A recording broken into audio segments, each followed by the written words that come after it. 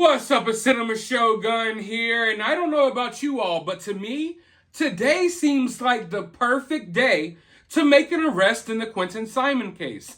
I think Leilani, Quinton's mom, has been out here just living it up, just probably thinking she's going to get away with this, and she's been a free woman for too long, in my opinion. But I have to be honest with you all. I don't want to be pessimistic, but the longer this draws out, the worse this situation gets. The more likely it is for Leilani to get away with this, the more likely it is for law enforcement to never find any of Quinton's remains. So the situation, it's not looking good right now. I don't care what law enforcement says or they say, it's been weeks. When I first started covering this case, I figured we'd be done with it within 4 or 5 days, especially when they announced that, hey, Leilani is our suspect and we believe Quinton is dead and in a landfill. I figured it was an open and shut case. They had everything together, and that was, what, like 2.5, 3 weeks ago now? So now it appears that we may be in this for the long haul. So we all got to get prepared, because who knows when answers will come? Who knows when an arrest will be made? But it doesn't look like it will happen anytime soon unless they find Quinton, and they have not been able to find him yet. And I can tell you right now, today is Wednesday, we got today and tomorrow before they go ahead and shut this thing down for the weekend again. But even though we don't have any answers, even though we don't know where Quinton is, even though there haven't been any arrests made, I think we have made some progress this week, because we are finally hearing from Leilani and Billie Joe. And in fact, they did an interview with local news outlets in Savannah, but the way these outlets work, these news outlets, they don't just play the whole interview for you. So they'll take an interview and they'll clip out segments and play it for like 3 days, and you're just trying to piece together the segments to get the full interview. But we now have a new segment from Billie Joe and Leilani. Let's go ahead and take a listen. I just remember showing up and being devastated. Just not, like it wasn't even real. It took me a couple of days to even comprehend that he wasn't here. And I shook and shook and shook and shook, and I shake whenever I go to bed. We have no answers. We have no more than what everybody else has. Everybody just has theories, and they're running with theories. And by them doing that is what's causing all of this. We have no more answers than anybody else. That's a memorial to remember this happy, loving baby boy. Not to sit there and put profanity in a way in his memorial. People who want to come and share things for Quinton and love him for the great little boy he is. That's what he needs. You know, I know a lot of people have a lot to say about Billie Joe, and I understand why. But at the very least, and I'm not trying to come to her defense, but at the very least, I sense real emotions from her in this interview. I believe she's really crying. I believe she's trying to stop herself from breaking down even more. But I'm not so sure that she's crying just about Quinton, missing. I think she's crying because there's also the realization that your daughter did this. So emotionally, I believe Billie Joe is going through it emotionally. But I believe that she's not just battling with the loss of Quinton, she's battling with the possible future loss of her daughter as well. And we know she already has a son that's in jail for murder.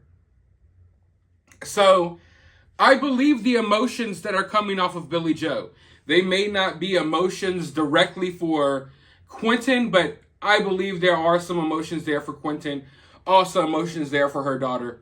It's a tough situation. But as far as Leilani goes, man, oh man, I'm not buying it at all. It looks so fake. And there's not a single tear running down that face. Billie Joe has the eyes of someone who's been smoking a little bit and crying a lot. Leilani, she looks fine. There's not a tear streaming down her face. And all the fake sniffles, I'm not buying it. And even if she was crying, she's probably crying thinking about herself. Some people even say that it looked like she was about to laugh in that interview for a second. I won't go so far as to say that, but it did look like it for a second. But yeah, I'm not buying anything Leilani says. Now, what I find interesting is when Billie Joe goes off on the tirade like, oh, you know, we don't know anything. All we know is what everyone else knows. And if it wasn't for these theories and stuff that people are pushing around, and she's basically trying to blame YouTubers and random people for pushing theories about Quinton, and that's why all of this stuff is happening. That's where we're at now. But the reality is, folks, I've covered quite a few of these type of cases by now. Not a lot, but I've handled a few of them. And the ones that I've handled have been crazy. The Gabby Petito case was the first case I covered. And during that case, there was theories about Brian living under a freaking garden in the backyard. There were theories about, you name it. There were so many wild theories thrown out there about Brian Laundrie. And then we go to the Kylie Rodney case. Look at the whacked out, weirdo, freaking meth head freaking theories that were floating around then. None of it made sense. Still to this day, right now as we speak, there's someone at home with post-it notes on their wall unscrambling YouTubers' names. I think Cinema Shogun really means Cinema Hogun. Like, these people are out of their mind. Literally, out of their freaking mind, off their rocker, smoking on whatever crystals they could find at the nearest trailer park. But we saw all of these crazy theories for various different cases. One thing I will say, there hasn't been any crazy theories floating around about Quinton. I mean, those YouTubers who were in front of their house, they came in town and they started spreading rumors about Quinton being found, even though Quinton was never found. So if you all were wondering, hey, why a couple weeks ago was everyone saying Quinton's body was found? It's because of those people. They came in and spread a few rumors. But for the most part, I don't see a lot of crazy theories floating around about Quinton. All I see is everyone basically saying, hey, Leilani did this. And as far as I know, I can only speak for myself. But even from what I've seen, it's not like we came up with this theory about Leilani throwing Quinton away on our own. We didn't just say, hey, yeah, this is what happened. No, Billie Joe, you told us this. So Billie Joe's like, it's because of all these theories out here, and that's why things have gotten this way. Billie Joe, you came on Facebook and told everyone, my daughter done it. She don't got no recollection of it. She don't remember it. But he in a landfill, he's dead. You came and told everyone that. And that's the only theory I see floating around. I don't see people saying, oh, Quinton must have got abducted by aliens. Quinton must have got stolen by this person. This is what happened with Quinton. YouTubers all got together and decided to steal Quinton for $15 of GoFundMe money. You know, like the Kylie Rodney stuff. I don't see anything like that happening here. The only thing everyone's talking about is Leilani killing her child and throwing him in a dumpster, which is something you yourself confirmed, and the FBI and local law enforcement has basically said, and we know there's rumors about the trailer park that she dumped him off at. We all already know this stuff. But for her to pretend like people are going wild with theories surrounding this case, I am someone that will call that stuff out. Okay? I'm not afraid. I don't sit here like some true crime YouTubers and just pretend like the whole case isn't on fire around me. I saw a lot of people doing that with Kylie Rodney. You try to come in and cover the case professionally while ignoring the fact that madness is breaking out around you. and YouTubers are being blamed left and right. This person's being blamed, that person's being blamed. There's a theory that Kylie Rodney didn't even exist. She was just created for GoFundMe money. All of that stuff. I'm not the type of person that will just ignore all of that. I will call it out. So whenever there's fake stuff going on about Quinton Simon, I will call it out. And the only thing that I've had to call out, I had to call it out like a dozen times within a 4 or 5 day period, was that Quinton's body was not found. I got into arguments on social media about it. People talked crap about me on YouTube videos about it. But it's cool. The reality is, like I told you all, Quinton's body wasn't found, and they weren't secretly holding on to it, and they weren't conducting secret investigations at the landfill over the weekend, and we didn't know. No. I told you all nothing but factual information. And I have been all over this case. I mean, I am spending all day long on this case. I haven't been able to pump out my regular videos, nothing. My whole entire day for almost 3 weeks now or more has been invested totally into this case. And I haven't really seen anyone spreading too much nonsense. For the most part, everyone's focused in on the reality of the situation, which is that Leilani either killed her child or an accident happened and the child got put in the dumpster. That's what everyone's been focusing on. Now, as far as this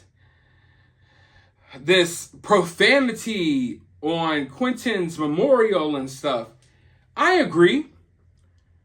If you have Quinton's memorial in his front yard, I don't think you need to post profanities within that memorial. If you want to have your signs that says baby killer and all that other stuff, do what you do, I guess. I can't stop that or control that. But I think people should at least have good enough taste not to put profanity and random threats and stuff like that within the actual memorial for Quinton. But I don't think I need to hear Leilani calling people out for that, because as bad as profanity is at his memorial, you probably killed your child. Now you care there's someone cussing at his memorial? There's bad words at his memorial? Yeah, what about the fact that you probably killed your child?